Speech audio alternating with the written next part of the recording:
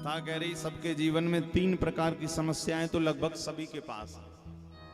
कौन कौन सी है? पहला, दैहिक। पहले के लोग इतने बीमार नहीं पड़ते थे। वर्तमान में कलयुग में आप देखें घर घर में कोई ना कोई बीमार व्यक्ति पड़ा हुआ है। दैहिक, देह का कष्ट। दैहिक यानी देह। किसी को बीपी है तो शुगर, ये तो बड़ी साधारण बीमारियां आजकल। इससे भी भयावह भयावह बीमारियां घर पर विराजमान है। क्यों? क्योंकि पहले के लोग भजन इतना करते थे कि शरीर स्वस्थ रहता था। वर्तमान में लोग भोग इतना भोग रहे हैं कि शरीर बीमार रहता है। तो कथा सुनने से क्या? दैहिक, दैविक, भौतिकता पा, राम राज नहीं काहू व्यापा। पहला, देह का कष्ट ठीक होगा। कैसे होगा? आप कथा में आओगे ना तो मन आपका प्रसन्न रहेगा, और जब मन प्रसन्न रहेगा तो शरीर में थोड़ी मोड़ी बीमारी पर याद नहीं रहती। बताओ, एक मैया ने हमारी कथा कराई कानपुर के पास, तो उनको कमर दर्द रहता था। डॉक्टरों के 1 महीने भर्ती होकर आई थी। पैरों में वो उसको फिजियोथेरेपी बोलते हैं, वो करवा कर आए। ईंटें वगैरह लटके थे 1 महीने तक। डॉक्टरों ने मना किया कि मैया अब 1-2 महीने और रेस्ट करना, घर पे जरा हिलना डुलना नहीं। और सहयोग से उसके पुत्र ने कथा करवाई। कथा कराई तो मैया को इतना तो बल मिल गया कि आसन पर, कुर्सी पर बैठ सकती थी टिक कर। अब जब भजन हो दूसरे तीसरे दिन तो मैया का मन करे कि जरा नाच लो। और बेटों ने कहा मैया नाचना नहीं, नाचेगी तो फिर हॉस्पिटल चली जाएगी। 3 दिन हो गए, बेचारी बड़ा कंट्रोल करके बैठी। चौथा दिन आया कृष्ण जन्म के दिन, नंदोत्सव वाले दिन। तो उसने हमसे रात्रि में परमिशन ली। बोले महाराज जी वैसे तो डॉक्टर ने मना किया है क्योंकि कमर का गड़बड़ चल रहा है, यदि नाच गई तो गड़बड़ हो जाएगा। बेटा बड़ा। मैंने कहा मैया एक काम कर, ठाकुर जी का नाम लेके तू नाच लेना। बोले बीमार हुई? मैंने कहा गारंटी मेरी। बोले महाराज पक्का? मैंने कहा पक्का। बेटे को देखना मत, वो तो मना ही करेगा क्योंकि उसका पैसा लगेगा, तू डॉक्टर के यहाँ जाएगी। बोले हाँ ये तो सही बात। तो जैसे ही नंदोत्सव हुआ, भजन गाया गया, और मैया ने सारे में पूछा, बोले महाराज नाच? हमने कहा बिल्कुल, खड़ी हो जाओ। खड़ी हो गई मैया और बढ़िया ठुमका लगाकर नाची। आधा घंटा। हमने कही कमर दर्द? बोले कमर दर्द तो कन्हैया ले गए, अब तुम्हें बढ़िया स्वस्थ है गई। हमने कहा यही तो भगवान की कथा की कृपा है, देह के कष्ट को मिटा देती है। बिल्कुल सत्य घटना में बता रहा हूं आपको। जब मन प्रसन्न रहता है तो भैया थोड़ा मोड़ा दर्द तो व्यक्ति वैसे ही भूला रहता है।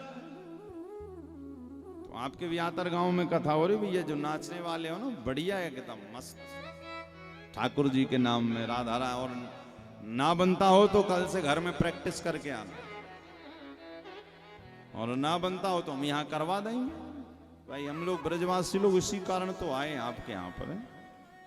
ना बनता हो तो बढ़िया नचवा भी देंगे। क्योंकि चौथे दिन नंदोत्सव, जिस दिन ठाकुर जी आते हैं, भगवान तो पहले ही, गोपियां पहले ही कहती हैं लाला पहले नाच, फिर बाद में मिलेगी छाछ। तो जिन गोपियों ने ठाकुर जी को भी नचवा दिया, भाई इस धरती पर आकर भगवान भी नाचे, धरती पर नाचे और विशैले नाग के फण पर भी नाचे। तांडव गति मुंडन पर नाचत गिरधारी। जब वो नाचे तो फिर हम क्यों नहीं नाच सकते उनकी कथा में? भगवान को 2 चीजें बड़ी प्रिय है ना, एक तो कथा और दूसरा नृत्य। इनसे भगवान बड़े प्रसन्न होते हैं। तो श्रीमद् भागवत में लिखा है कि देह का कष्ट यदि जीवन में, घर में किसी को भी है, संकल्प लेकर यदि आप कथा सुनेंगे तो उसके देह का कष्ट दूर होगा। दैहिक, दैविक, दैवीय शक्ति। घर में यदि दैवी प्रकोप हो जाए, दैवी प्रकोप किसे कहते हैं? घर में बेटा हो, लायक ना हो, या संतान पैदा होते से ही भगवान को प्यारी हो जाए, कलह 24 घंटे घर में चलता रहे, प्रातः काल होते ही भगवान का नाम घर के लोग ना गाकर बुरी बुरी गालियां बकना प्रारंभ कर दें, इससे कहते हैं देवी कष्ट, कलह। घर में आपका जरिया ना लगना, किसी प्रकार का धनागमन ना होना, धनार्जन के रास्ते बंद हो जाना, बहुत सारे कारण हैं। तो घर पे जब देवी प्रकोप आता है तो इस प्रकार की संभावनाएं घर में बनती हैं, होता है कई घरों में। हम लोग कथाएं करने जाते तो लगभग कई कई जगह ये समस्याएं। तो उसका सीधा सा एक उपाय है कि आपके घर में हरि भजन नहीं हो रहा, हरि भजन नहीं हो रहा है, हरि पूजन नहीं हो रहा है, भगवान का संकीर्तन नहीं गाया जा रहा है, इसी कारण घर में ये कलेश कष्ट चल रहा है। क्योंकि शास्त्र कह रहे हैं, रामचरितमानस में भी हनुमान जी महाराज ने स्पष्ट कर दिया कि सबसे बड़ी दवाई, सबसे बड़ी बूटी भगवान के नाम की है। राम नाम, कृष्ण नाम, राधा नाम, जो भी आपको बढ़िया लगे वो नाम का आप संकीर्तन करना शुरू कर दीजिए। धीरे धीरे धीरे आप देखेंगे कि वो कष्टों का जीवन में अपने आप समन होने लगे, आपको कुछ करना भी नहीं पड़ेगा। हनुमान जी महाराज के पास तो सबसे बड़ी बूटी है राम नाम। केवल राम नाम की बूटी लेकर लंका पर चढ़ाई कर दी, लंका को जलाकर वापस राम जी के पास आ गए। राम जी ने कहा ये सब कैसे किया? बोले प्रभु हमने अपने से कुछ नहीं किया, सब आपके नाम ने कर दिखाया। जो नाम लंका को विध्वंस कर सकता है, लंका को जला सकता है, क्या वो नाम आपके जीवन में चल रहे कष्टों को नाश नहीं कर सकता? बिल्कुल कर सकता। आप उस भाव से गाकर तो देखिए। तो दैवीय कष्ट, दैहिक कष्ट, ये दोनों परमात्मा की कथा से जाते। और तीसरा है भौतिक, भौतिक ताप। भौतिक ताप का मतलब यूं कहें कि महाराज नमक रोटी तो सब घर में खा रहे हैं, हलवा पूड़ी खाने का कभी कभी मन करे तो वो भी आप आराम से खा सकें, होता है भाई। अब छत्तीसगढ़ में चावल ज्यादा खाते तो दाल चावल तो रोज खा रहे हैं, किंतु कभी कभी छेना खाने का भी मन करे तो हाँ, घर में जेब इतनी गर्म हो कि जाकर के मिठाई वाले के यहाँ से छेना भी खरीद सके।